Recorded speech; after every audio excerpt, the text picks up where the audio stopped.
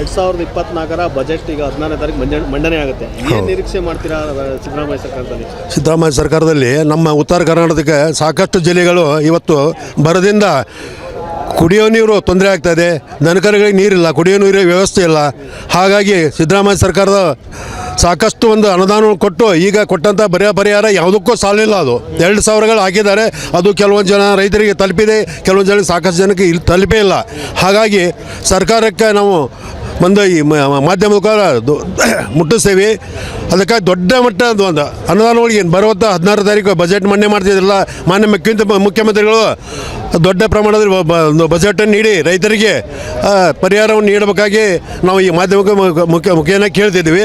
ಹಾಗೂ ಸಾಕಷ್ಟು ಮಾದಾಯಿದಾಯಿತು, ಸಾಕಷ್ಟು ಸಂತರು ಈಗ ಸಂತ್ರಸ್ತಾಗಿ ತಿನ್ನಕ್ಕೆ ಕೂಳಿಲ್ಲ, ಕುಡಿಯೋಕ್ಕೆ ನೀರಿಲ್ಲ, ದನಕರಿಗೆ ನೀರಿಲ್ಲ, ಅಂಥ ವ್ಯವಸ್ಥೆ ತಲೆದೂರಿದೆ ಉತ್ತರ ಕರ್ನಾಟಕದಲ್ಲಿ ಎಲ್ಲ ಜಿಲ್ಲೆಗಳು.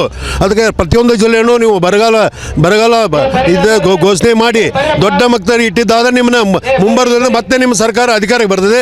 ಇಲ್ಲಾಂದರೆ ಹಿಂದಿನ ಸರ್ಕಾರ ಯಾವ ರೀತಿ ಮನೆಗೆ ಕಳಿಸಿದ್ವಲ್ಲ, ಮುಂಬರೋದ್ರಿಂದ ಅದೇ ರೀತಿ ನಿಮ್ಮನ್ನು ಮನೆಗೆ ಕಳಿಸಿದಿರ್ದು ಈ ಮಾಧ್ಯಮಕ್ಕೂ ಹೇಳ್ತೇವೆ ನಾವು.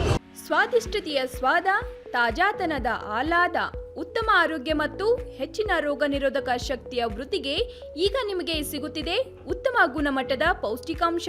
Shri Vaidik millet health mix, ಇದು ಸಿರಿಧಾನ್ಯಗಳ ಸಂಪತ್ತು.